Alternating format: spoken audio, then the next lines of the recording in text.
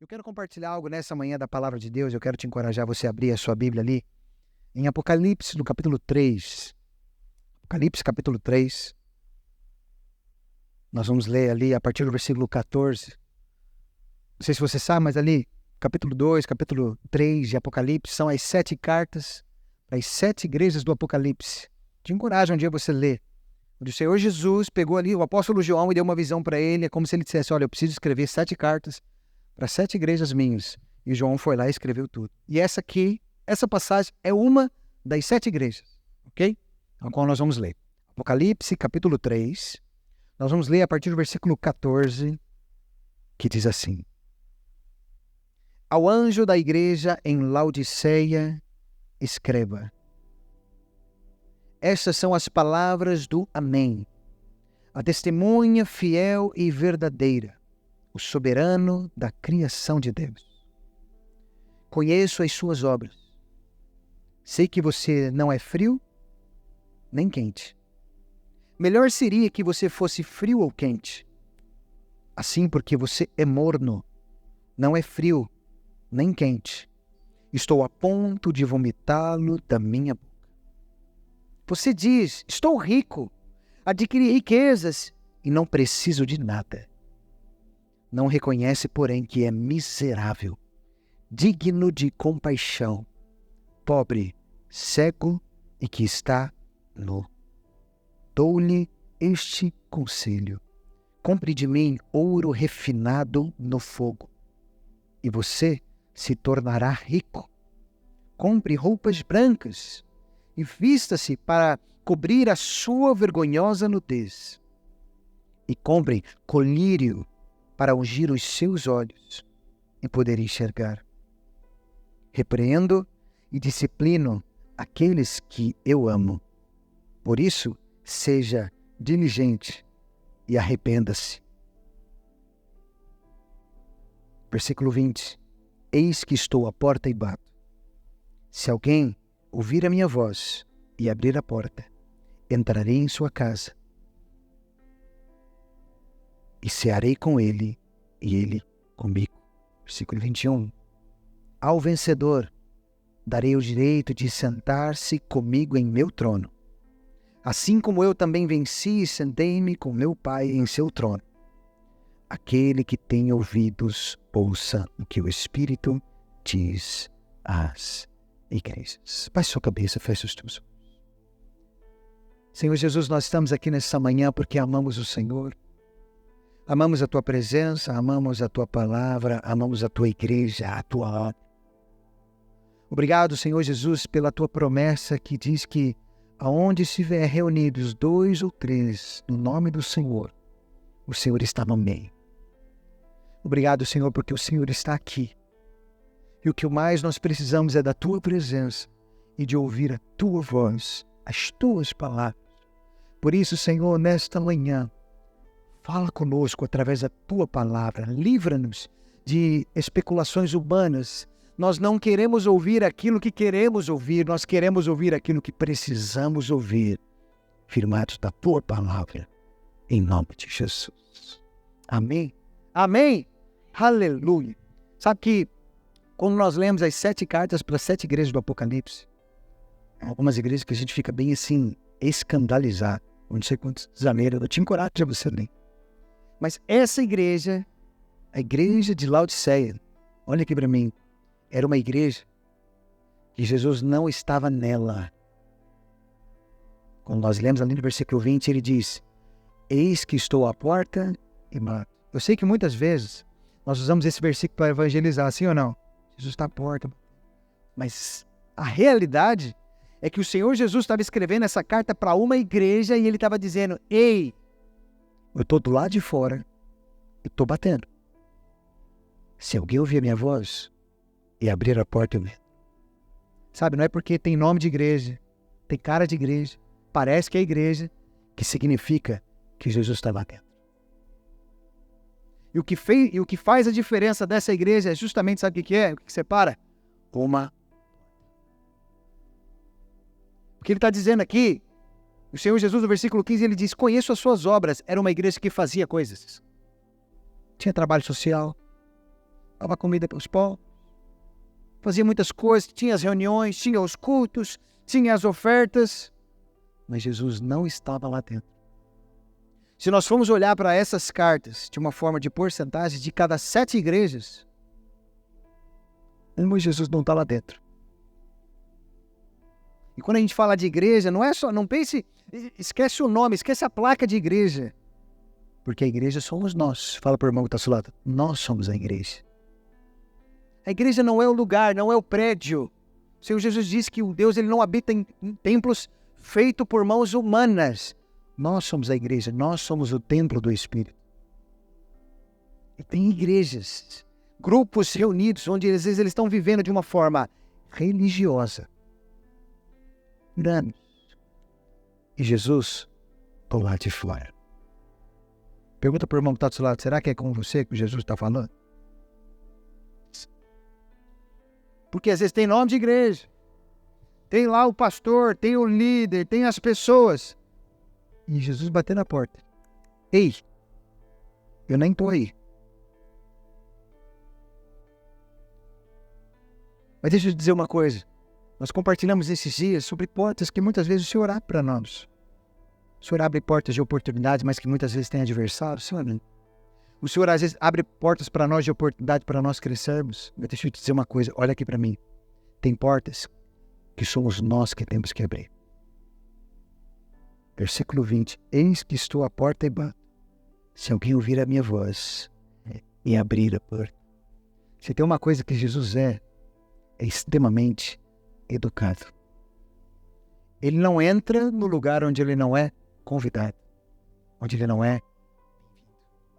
Eu quero que, baseado nesse texto, nós podemos ver aqui dessa igreja e ser um exemplo para nós, porque não sei você, eu quero ser uma igreja e fazer parte de uma igreja que Jesus está do lado de dentro. Quantos querem ser essa igreja? Eu não quero ser uma igreja que Jesus está do lado de fora. Eu quero que Jesus esteja dentro. E nós vamos ver aqui algumas características dessa igreja do porquê que Jesus estava do lado de fora. E a primeira característica, olha só o que diz ali o versículo 15, o Senhor Jesus dizendo assim: conheço as suas obras. Tinha obra, sim ou não? Fazia coisa? Uma igreja parada, fazia algumas coisas. Mas olha só o que ele diz. Sei que você não é frio, nem quente. Melhor seria que você fosse frio ou quente. Assim, porque você é morno, não é frio nem quente, estou a ponto de vomitá-lo na minha boca. Sabe o que é morno? Sabe que a palavra de Jesus, o apóstolo Paulo diz, sede fervorosos de espírito. Sabe o que significa a palavra fervoroso? Em ebulição. Sabe quando você vê aquela água fervendo assim? Ó, ele está dizendo, seja dessa forma em espírito. Esse é o quente. Ele falou aqui mesmo, mas falar isso para alguém, ó, você me dá ânsia de vômito. Alguém ânsia de vômito aí? Fica horrível, né? Eu detesto vomitar. Não sei se alguém gosta de vomitar, eu não gosto. A Diane fala que eu vomitando, eu tô parecendo um porco no matadouro. É aquela coisa horrível, aquele barulho. Eu prefiro ficar sentado no trono e sair por baixo do que sair por cima, aleluia. Porque é horrível, eu não gosto de vomitar. Mas o Senhor Jesus, ele dá uma palavra dura aqui para essa igreja. Ei, você me dá nojo. Me dá vontade de vomitar, porque é morno. Sabe o que é o morno? É aquele que um dia já foi quente. Ah, eu no passado eu já vivi tanta coisa. Eu fiz isso, eu fiz aquilo, mas aquilo outro. E hoje? Ah, hoje isso aí já esfriou. Esfriou não, é morno. E vai dar com muito um dia diante de Deus. Isso é sério, sim ou não? Por isso fala para o irmão que está do seu lado, você precisa buscar ser sempre fervoroso de espírito. Aleluia. Todos os dias buscar a Deus e falar, Espírito Santo, incendeia-me. Aleluia, aviva-me. E está constantemente incendiado pelo Espírito Santo de Deus. Amém? Aleluia. Mas sabe que essa palavra morno aqui, porque quando a gente vê a palavra morno, escrito aqui, não nos dá total entendimento. A palavra escrita nesse texto, ali, que foi escrito no grego, é kliaros, no grego, né? Sabe o que significa? Morno, tépido, indiferente. Ah, você já viu crente indiferente? Está ali no mover de Deus, as pessoas cantando e ele... indiferente. Não está ali debaixo, no mover de Deus, debaixo da presença de Deus, sensível e com fome de Deus. Não, está indiferente. Isso é o morno. Como é que é? Não lavou nem faço minga. Aqui em Portugal. O que não vai nem fica, né? Esse é o morno. Indiferente. Não tem aquela... Já teve um dia fome por Deus, hoje não tem. Já buscou a presença de Deus, já foi ativo na... Olha, não sei se você conhece. Eu conheço pessoas que já foram intensamente ativas na obra de Deus. Intensa, deram a sua vida, o sangue, o coração, os recursos. Mas que é um momento da vida dela, ela parou. Parou e falou, e decidiu, falou, não, eu agora vou gastar um tempo para investir, vou investir só na minha família. E um dia um desses falou assim para mim, eu estou vivendo o melhor momento da minha vida. Eu falei, é claro, você antes servia a Deus, dava trabalho pro diabo.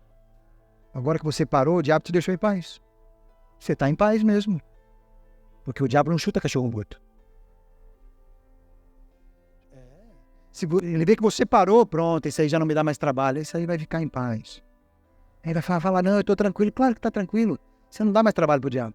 Você não está mais fazendo a obra de Deus, não está mais buscando a Deus, não está buscando o reino de Deus em primeiro lugar e buscando expandir o reino de Deus. E você ficou morno. Você já viveu, mas hoje não vive mais. Bom, isso é sério.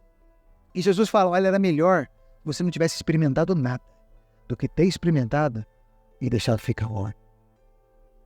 Por isso, sabe, é algo que às vezes eu sempre coloco no meu coração, Deus, será que algum dia eu já fui mais incendiado do que eu sou hoje? Isso foi um problema, porque eu estou indo em processo de mornidão. Por isso fala para o irmão que está ao seu lado, você deve se incendiar por Deus todos os dias, né? Porque às vezes, não sei se você já teve esse sentimento, parece que eu já tive mais fome por Deus do que eu tenho hoje. Eu já tive mais sede por Deus do que eu tenho por hoje. Eu já fiz mais a obra de Deus do que eu fiz hoje. Isso é um problema. Sinal que você está em estado de mornidão. Já foi quente um dia, agora está morto. Esses aí, Jesus vai vomitar. Isso é sério. Por isso, dia a dia, nós devemos buscar a ser incendiados pela presença de Deus. Agora, olha aqui para mim. Essa igreja, Jesus estava do lado de fora. Porque era morna. Porque um dia já tinha feito e não estava mais. Um dia já foi quente e não estava mais. E Jesus estava do lado de fora. Mas nós queremos ser uma igreja que Jesus está do lado de dentro. Amém? Aleluia. Segunda coisa que nós vemos aqui, nessa igreja, do porquê que Jesus estava do lado de fora, olha só o que diz o versículo 17. Você diz, estou rico, adquiri riquezas e não preciso de nada. Não reconhece, porém, que é miserável, digno de compaixão, pobre, cego e que está... Olha só que Jesus está falando para essa igreja, ela achava que ela era rica. Eu tenho tudo, não preciso de nada. Eu sei tudo. Ninguém precisa me ensinar mais. Não, eu já tenho tudo aquilo que eu preciso. E Jesus está dizendo, você não sabe nada. Você não tem noção. Você já conheceu alguém sem noção? Sabe que na área musical, que é a minha área, né? A gente brinca que de cantor tem alguns tipos. Tem aquele que não sabe cantar, mas acha que sabe. Esse é terrível. Porque ele canta tudo desafinado. Agora tem aquele que canta muito bem, mas acha que canta mal. Tem aquele que canta mal e sabe que canta mal. Né, Gabriel? Aleluia. Aleluia. Presente, né, Pedro? Aleluia. Inclusive, deixa eu até avisar, na semana que vem na nossa conferência, aquela música que nós gravamos no último culto, lá, nós vamos lançar na conferência, aleluia. Vai estar lá no Spotify, vai estar no YouTube. Ainda bem que você não cantou, né, Pedro? Aleluia. A gente falou, né, quem não canta bem, vai lá pro fundo para não atrapalhar. Mas o pior cego é aquele que acha que enxerga. É o que o Senhor Jesus está falando. O pior, o Pedro fala uma frase que é interessante, a pessoa ela é tão miserável, tão pobre, que a única coisa que ela tem é dinheiro. E tem gente que é assim, é tão pobre, que a única coisa que tem é dinheiro. Às vezes a pessoa até tem ali a casa dela, tem ali a vida estabilizada dela, mas o Senhor Jesus olha, você acha que tem tudo. mas é oco. Não tem nada. Porque olha aqui para mim. Inclusive, logo, para a semana, os nossos livros do Book Café vão estar aqui de novo. Que a gente não estava colocando aqui por causa do pó, né? Vai colocar aqui de novo. Então, nós temos um livro ali para você poder ler. Pastor John Bevere, chamado Movidos pela Eternidade. Nesse livro ele fala isso. Aquilo que te move para você acordar de manhã não pode ser coisas naturais, terrenas, temporais. Você deve ser movido por aquilo que é eterno. Agora olha aqui para mim. A sua casa não é eterna. O seu trabalho não é eterno. A sua família terrena não é eterna. Um dia, eles vão embora, eles vão partir. Sim ou não? Faz parte da lei natural da vida. Mas aquilo que é eterno é o reino de Deus. E quando nós somos movidos por aquilo que é eterno, a nossa vida encontra razão, propósito. E essa igreja aqui, o Senhor Jesus está dizendo aí, você acha que você tem tudo, mas na verdade você não tem nada. Você acha que você é rico, que você tem recurso, que você tem ali um prédio próprio, aí você tem dinheiro de sobra. E Jesus está dizendo, você não percebe que você é miserável, digno de compaixão, pobre, seco e que está nu. Era uma igreja, olha aqui para mim, que não tinha discernimento do seu estado atual.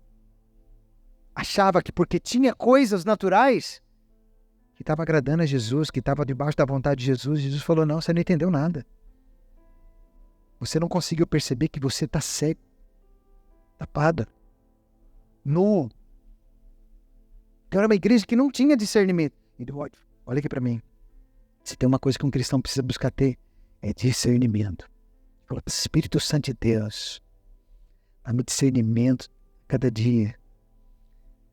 Aquilo que é o bem, aquilo que é o mal, para viver segundo a tua vontade. Porque o dia que a gente achar, não preciso de nada, não preciso de ninguém precisa me ensinar, ninguém precisa me falar nada, porque eu já sei tudo. Eu tenho 90 anos de crente, eu sei tudo. E, geralmente aquele que acha que é maduro, o próximo passo é cair do pé. Fruto maduro, o próximo passo é cair do pé. Nós precisamos ter o nosso coração sensível à voz do Espírito. Agora, o Senhor Jesus não apenas pegou essa igreja, porque o Senhor Jesus apontou a falha daquela igreja. Você é morna. Você não tem discernimento da sua condição. Você acha que é uma coisa e é outra. Mas o Senhor Jesus, quando ele vai chamar a atenção de alguém, ele não fala só os defeitos, porque ele fala. Ele dá os conselhos para resolver esse problema. Porque é a igreja. Olha só o que diz ali, a partir do versículo 18. Jesus não apenas demonstra o problema, mas ele começa a demonstrar a solução para que aquela igreja pudesse viver a vontade de Jesus. Olha só o que diz o versículo 18. Dou este conselho. Olha aqui para mim. Jesus, ele dá conselho. Quantos querem aceitar o conselho de Jesus?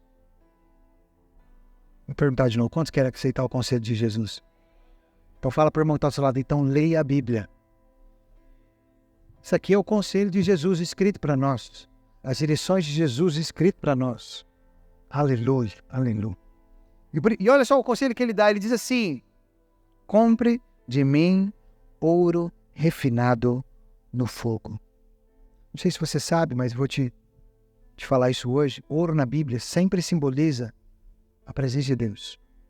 Se você olhar no Antigo Testamento, quando Deus deu a ordem ali para Moisés para construir o tabernáculo, todos os itens, porque o tabernáculo era dividido em 3 partes. O átrio, o santo lugar e o santo dos santos. E nesse lugar do santo santo tinham vários utensílios, incluindo a arca da aliança, e todos ou eram feitos de puro ouro ou eram revestidos de puro ouro. Você entrava, só tinha ouro. E aquele lugar simbolizava a presença de Deus. A arca da aliança simbolizava a manifestação da presença de Deus. O Senhor Jesus está dizendo aqui, ei, você precisa de ouro. Não é ouro natural. É comprar ouro físico. Você precisa do ouro da presença de Deus. Era uma igreja que tinha nome de igreja, tinha espaço de igreja, tinha cadeira de igreja, tinha som de igreja, tinha tudo de igreja. Mas Jesus estava do lado de fora. E ele diz, a primeira coisa que vocês precisam fazer, sabe o que é? É da presença. A presença de Deus. Olha aqui para mim. Tem lugares que às vezes a gente entra, igreja que a gente sente muita coisa. Sente o som alto. Sente o barulho, sente o frio, ou sente o calor. mas não sente a presença de Deus. Aliás, tem lugares que a gente entra que mais se parece que você está entrando num cemitério do que num lugar de vida. Porque Jesus, por onde ele entrava, era um lugar de vida. Amém? E o Senhor Jesus está dizendo, ei, vocês precisam da presença. Por isso que quando a gente vai bem aqui cantar, quando nós oramos, é porque nós precisamos da presença de Deus. A nossa oração é a mesma como a oração de Moisés, Senhor, não nos faça descer deste lugar se o Senhor não estiver conosco. Moisés entendeu a importância da presença de Deus. Moisés, a oração dele foi tão intensa, ele falou, Senhor, eu prefiro ficar no deserto contigo do que entrar na terra prometida sem o Senhor. Porque terra prometida, lugar onde mana leite e mel, lugar de abundância sem a presença de Deus, não tem valor nenhum. Você entende isso? Por isso fala para a pessoa que está do seu lado, valorize a presença de Deus. Sabe, você todos os dias, você tem que ter o teu tempo de oração para buscar a presença de Deus. Senhor, eu preciso da tua presença. Nós cantamos essa canção que estamos desesperados pelo Senhor porque nós precisamos da presença de Deus. De ser tocados pela presença de Deus, de sermos cheios da presença de Deus, de transbordarmos da presença de Deus, de sentirmos a presença de Deus. Quantos querem cada dia sentir a presença de Deus? Eu quero. Porque nós precisamos dessa presença e o ouro simboliza a presença de Deus. Sabe, isso é tão verdade que em alguns lugares, em algumas reuniões, Deus ele se manifesta de uma forma tão sobrenatural que chega a se materializar. Há uma igreja nos Estados Unidos chamada Bethel Church. Você pode procurar no YouTube, você vai encontrar. Um culto que eles estavam ali se reunindo e buscando a Deus e louvando e adorando. A presença de Deus foi tão palpável ali que apareceu uma nuvem dourada no teto da igreja. Não sei se alguém já viu esse vídeo. Tem lá no YouTube. Depois, se alguém precisar, eu mando o link. A presença de Deus tão intensa, ao ponto que o cinegrafista que estava a filmar, começou a filmar o teto. A qualidade não dava para ver muito, porque era bem fina. Mas era a manifestação ali da presença de Deus, que o ouro sempre simboliza a presença de Deus. Então, o fato de buscar, ele diz, compre de mim ouro refinado no fogo, busca a presença de Deus. Senhor, eu não quero estar aqui se o Senhor não estiver aqui. Não adianta estarmos num lugar maior, não adianta estarmos com um som melhor, uma luz toda bonita, aleluia. Mas, Senhor, não vale de nada se o Senhor não estiver aqui. O que nós mais precisamos é da tua presença. Amém? Aleluia. Segunda coisa que nós vemos aqui que o Senhor Jesus dá o conselho para essa igreja. Olha só o que ele diz. Ele diz no versículo 18, dou esse conselho. Compre de mim ouro refinado no fogo e você se tornará rico. Compre roupas brancas e vista-se para cobrir a sua vergonhosa nudez. Olha aqui para mim. Se você for ler a palavra de Deus, você vai ver, principalmente aqui em Apocalipse, que quando fala de vestiduras brancas, fala de uma vida de santidade. Uma vida santa, separada do pecado. Uma vida que vive de uma forma... O Senhor Jesus estava dizendo para essa igreja, ei, vocês precisam se santificar.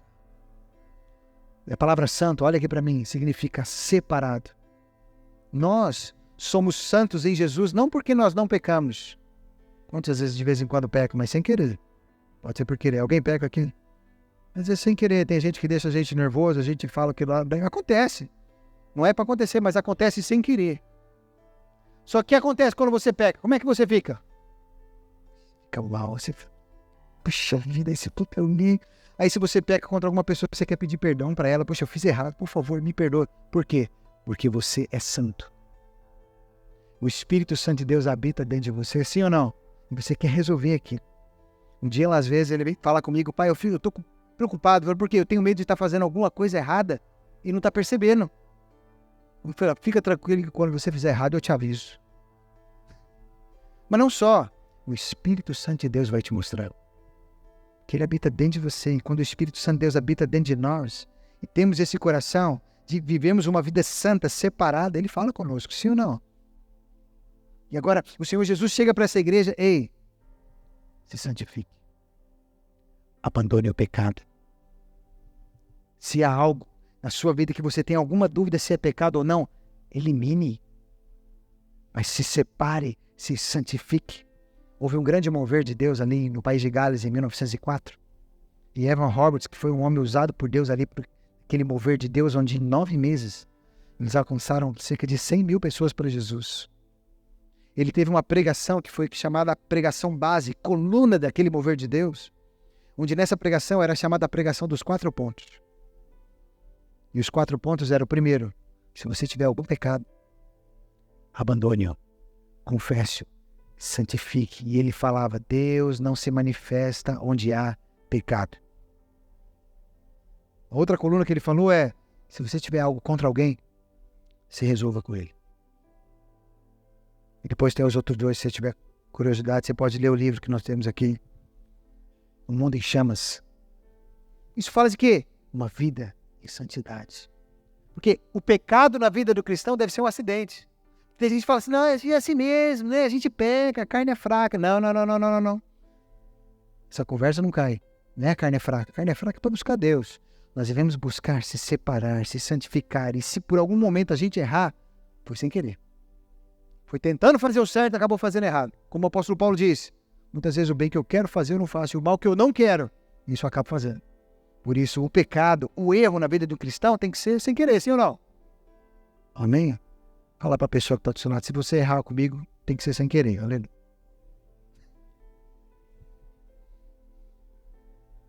Mas o Senhor Jesus dá esse conselho para essa igreja: ei, compre roupas brancas. Santidade. Se santifique. Quando nós se santificamos, a gente deixa o Espírito Santo de Deus falar conosco ao ponto dele nos guiar, ele nos orientar, de falar: filho, faça isso, não faça aquilo. Sabe, eu já tive um momento, às vezes, nós como família gostamos muito de assistir filme. Não sei quantos gostam de assistir filme aqui. Mas tem filme que o Espírito Santo de Deus começava a falar assim, fala: desliga isso. Ô, sim, senhor. Isso não. Porque coisa que não vai acrescentar em nada. Que vai querer corromper o nosso estar separado, a nossa santificação do Senhor. Porque aquilo que deve entrar dentro de nós tem que ser coisa que contribui, amém? Por isso o Espírito Santo de Deus nos conduz a isso. Devemos nos separar, nos santificar. Não nos isolar, mas nos separar de coisas que não contribuem para vivermos uma vida santa diante de Deus. Fala para a pessoa que sabe: você foi chamado para ser santo. Você sabe que na Igreja Católica tem essa cultura dos santos, sim ou não? Né? Só que, biblicamente, se você for ler a Bíblia, principalmente as cartas do apóstolo Paulo, quando ele escreveu para as igrejas, ele sempre começa a carta escrevendo assim: aos santos que estão em Corinto, aos santos que estão em Éfeso. Quem são os santos? Santo Antônio? São João? Fala para a pessoa que está do seu lado: é você. Nós somos chamados para ser santos. E o Senhor dá esse conselho para essa igreja, significa que ela não vivia em santidade. Vivia numa bagunça que sua. Terceiro conselho que ela deu aqui para essa igreja, o Senhor Jesus deu para essa igreja, olha só o que diz ainda o versículo 18. Dou esse conselho: compre de mim ouro refinado no fogo e você se tornará rico. Compre roupas brancas e vista-se para cobrir a sua vergonhosa nudez. E compre colírio para ungir os seus olhos e poder enxergar. Era uma igreja que ela não conseguia discernir e ter a visão de que realmente o Senhor Jesus compra colírio. Alguém aqui usa colírio? Às vezes aquela gotinha que você coloca no olho ou para hidratar, ou coisa e tal, para ajudar a enxergar. Alguns usam ali só para hidratar, porque às vezes o olho começa a ficar seco, né, dependendo. Mas o Senhor Jesus: ei, compra colírio, porque o seu olho é como se estivesse com escamas. Você conhece aquela passagem quando Paulo, que antes era Saulo, e teve uma experiência com o Senhor Jesus, viu o Senhor Jesus no caminho e ficou 3 dias cego, com escama. E Ananias foi lá orar por ele e aquelas escamas caíram. Porque, olha aqui para mim, tem pessoas que enxergam, mas não veem. E o Senhor Jesus está falando para essa igreja: compra esse colírio, para que você possa ver. Sabe, o colírio é sempre um líquido.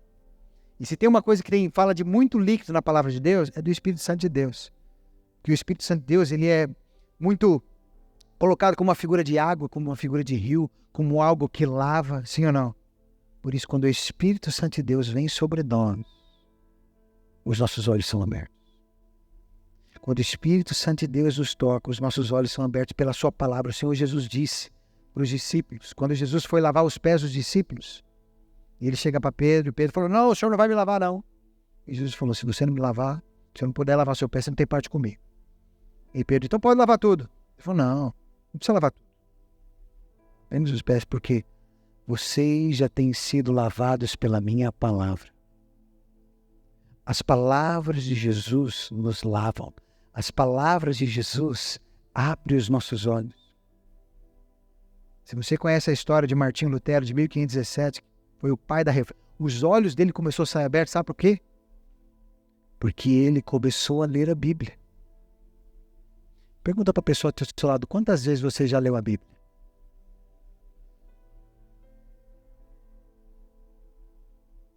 Quando nós fomos entregar o espaço aqui do lado que nós estávamos antes, fui lá com o senhor da imobiliária e foi um outro senhor para ver o espaço. E ele ficou curioso, como é que é uma igreja evangélica? Qual que é a diferença? Falou, olha, eu vou te falar aqui uma diferença. Ele é senhor católico, o nome dele é Lucas. Quantas vezes o senhor já leu a Bíblia?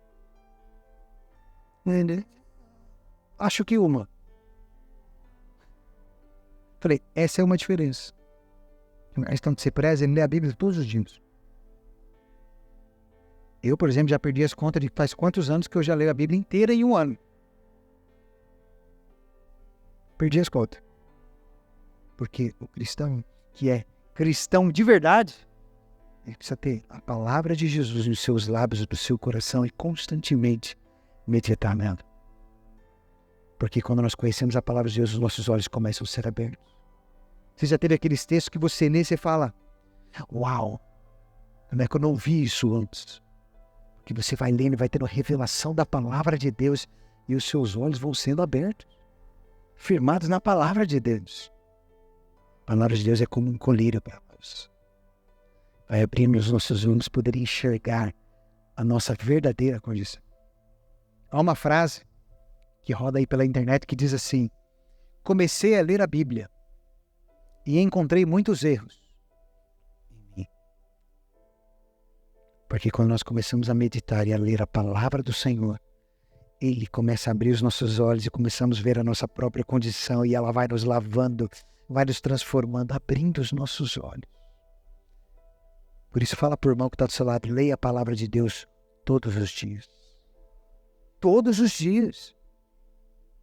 A nossa base deve ser a palavra de Deus. Que a palavra de Deus diz que toda a escritura é inspirada por Deus. Toda ela é inspirada por Deus. E cremos nisso. Amém? Aleluia. Quarta coisa que o Senhor Jesus disse para essa igreja, olha só o versículo 19, ele diz assim,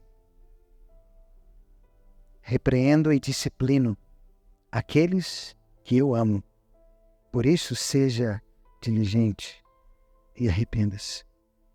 Outra coisa que o Senhor Jesus fez para essa igreja, ela perceber, apesar de todas as falhas dela, apesar de Jesus estar do lado de fora, o Senhor Jesus está dizendo, ei, eu repreendo aquele que eu amo. Quantos aqui já foram repreendidos pelo seu pai? Terreno. Alguém aqui já apanhou de varinha? Geralmente, quando nós somos crianças imaturas, o que acontece quando nós somos corrigidos? Eu não te amo mais. Seu pior pai do mundo. Sim ou não? Uma criança imatura não faz isso. Mas quando a gente cresce, porque toda mãe fala essa frase, quando você crescer você vai entender. Sim ou não? Toda mãe fala isso. Quando chegar lá vai ver. É isso mesmo. Porque nós vemos que o pai, ele corrige a quem ama. Eu sei que tem pai maluco, que corrige de forma exagerada, mas a correção é necessária, sim ou não? E o Senhor conosco não é diferente. O Senhor, Ele corrige a quem ama, Ele disciplina a quem ama, porque Ele nos quer. Eu vi uma história essa semana, eu achei muito interessante. Tinha um rei, é uma história, apenas uma história, mas que ilustra um bocado. Um rei que tinha ali o seu reinado e tinha ali um servo dele. E eles foram para uma guerra, e nessa guerra o seu servo estava ali junto com ele por causa de um erro do servo dele. O rei perdeu um dedo. Não sei quando você ouviu essa história. O rei perdeu um dedo e o rei ficou indignado porque o servo não o protegeu, foi um erro do servo, e o servo é chateado, poxa, o erro foi meu. E o rei mandou prender esse servo. E falou, olha, por sua causa eu perdi um dedo. E mandou prender. E o servo dele, que era um servo de Deus, disse assim para ele, mas Deus, ele é bom em todo o tempo. Deus é bom em todo o tempo. Depois disso, esse rei ele foi capturado por um grupo maluco, a qual pegou esse rei e queria oferecer esse rei como um sacrifício para o Deus deles. E eles pegaram o rei, amarraram o rei e iam colocar o rei ali naquela fogueira, quando de repente eles viram que o rei faltava um dedo. E eles soltaram o rei e falou, você não serve porque você é imperfeito, nós não podemos oferecer você para o nosso Deus. Isso eles soltaram o rei. E o rei voltou lá para o servo e falou assim, olha, afinal, a falta do dedo me salvou. E o servo disse, Deus é bom o tempo todo. E o rei disse assim, mas se Deus é bom o tempo todo, por que ele permitiu que você fosse preso? E o servo disse assim, porque se eu não tivesse aqui preso, eu tinha ido com o Senhor e eu tinha sido sacrificado porque eu tenho todos os dedos. Porque todas as circunstâncias da nossa vida, é o Senhor cuidando de nós, muitas vezes o Senhor nos corrigindo, ainda que não entendamos. Quando a nossa vida está nas mãos dele, ele está cuidando de nós. Você crê nisso? Fala para o irmão que está ao seu lado, o Senhor disciplina quem ama. Isso faz parte de nós como filhos, o Senhor nos corrigir, mas Ele é bom, Ele sabe muito mais do que nós. E muitas vezes Ele vai fechar portas que não é para nós entrarmos, Ele vai nos corrigir, Ele não vai nos dar muitas vezes aquilo que nós pedimos, porque Ele sabe, não é bom para você agora. Então tem esses dias, né? Você pega uma faca e dá para um grande cozinheiro, ele vai fazer coisas maravilhosas. Fiquei sabendo que o Mateus é um bom cozinheiro. Temos aqui a Amélia também, que é a nossa cozinheira. Você dá uma faca para eles, faz coisas maravilosas. Mas se você der uma faca para uma criança, o que acontece? Misericórdia. A gente fica apavorado, né? É um problema, misericórdia, se ela corre com aquilo. Uma vez um amigo meu, um filho dele, pegou uma chave do carro e foi correr com a chave na mão e caiu. E fincou a chave no rosto, atravessou a bochecha. Pela falta de maturidade. Isso é, tem coisas que o Senhor não confia nas nossas mãos, não é porque Ele não nos ama, mas porque Ele cuida de nós, sim ou não? Porque Ele sabe que você não tem maturidade para chegar lá. E nós precisamos confiar, o Senhor corrige a quem ama. O Senhor disciplina quem ama. Ele fala, não, agora não. Porque Ele nos ama. E o Senhor disse isso para essa igreja. Ele disse assim, ei, eu sei que eu estou disciplinando, estou te falando uma coisa dura. Eu acabei de falar para você que eu estou com vontade de vomitar você. Você me dá ânsias de vômito, mas eu estou te falando isso porque eu te amo. Para que você mude. E ele disse ali no versículo 19, repreendo e disciplino aqueles que eu amo, por isso seja diligente e arrependa-se. O Senhor Jesus está dizendo, ei, você está fazendo muita coisa errada, mas por favor, seja diligente, seja constante e arrependa-se. Arrepender fala de metanoia, mudança de mente. Eu estava indo por esse caminho, eu não vou fazer mais isso, eu não vou ser mais assim. Eu vou mudar, eu vou para o lado de cá, eu vou mudar porque o Senhor me ama, Ele me deu a oportunidade de mudar. Quanto você está entendendo? E ser diligente fala justamente de você ser ali fiel e constante e arrepender-se. E arrepender, olha aqui para mim, não é sentimento só que você derrama uma lágrimazinha. Mas se as suas atitudes continuarem as mesmas, não vale.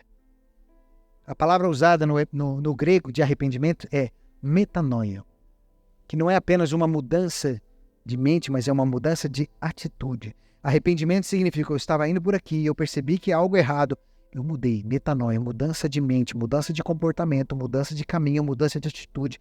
Eu não sou mais daquele jeito, agora eu sou desse jeito aqui. Isso é arrependimento. O Senhor Jesus fala isso para essa igreja aí, vocês estão indo por esse caminho, arrependa-se, mude, para com isso.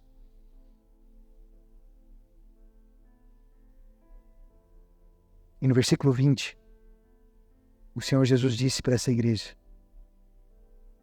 eis que estou à porta e bato. Se alguém ouvir a minha voz e abrir a porta, entrarei e cearei com ele e ele comigo. O Senhor Jesus, depois de mostrar para essa igreja os defeitos dela, as falhas dela, as coisas que ela estava fazendo errado, deu os conselhos do que ela deveria fazer e disse, ei, eu constantemente Estou à porta. Quem é bom de português sabe. Estar à porta não é nem passado e nem futuro. É presente. Ele não disse, eu estarei à porta. Ele não disse, eu estive à porta. Ele disse, eu estou. Hoje, ele está à porta. Ele só apenas diz, aquele que ouvir a minha voz e abrir a porta, eu entrarei. Cearei com ele. Isso é, onde Jesus entra também tem comida. Aleluia. Que cear é comida. Jesus entra na casa e vamos comer junto. Porque a vontade de Jesus, olha aqui para mim, é entrar na nossa casa. Tem a ver isso, com esse lugar. Tem a ver com entrar na nossa vida. Tem a ver com entrar na vida da nossa família. De olharmos, assim como essa igreja, tudo aquilo que a gente estava fazendo de errado. Se arrepender e falar, Senhor, eu quero ouvir a tua voz.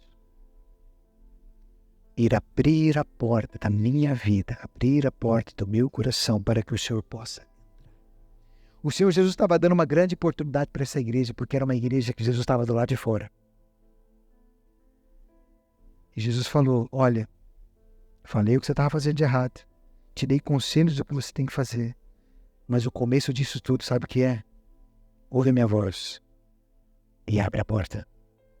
Deixa eu entrar e você vai ver o que eu vou fazer. Quando nós lemos os evangelhos, todas as casas, todos os lugares, todas as pessoas que abriram as suas vidas e as suas casas para Jesus entrar, tiveram as suas vidas transformadas. E hoje, nessa manhã, eu quero te encorajar a nós sermos uma igreja onde Jesus está do lado de dentro. A você, na sua casa, você ser uma casa onde Jesus não está do lado de fora, está do lado de dentro. Onde Jesus entra para ele ser o Senhor e o Salvador daquela casa, para fazer aquilo que ele desejar, porque a vontade dele é muito melhor do que a nossa. E vivermos sendo uma igreja com Jesus do lado de dentro. Eu queria que você ficasse de pé no seu lugar. Eu quero te encorajar nessa manhã a você pegar uma pessoa para você orar junto com ela.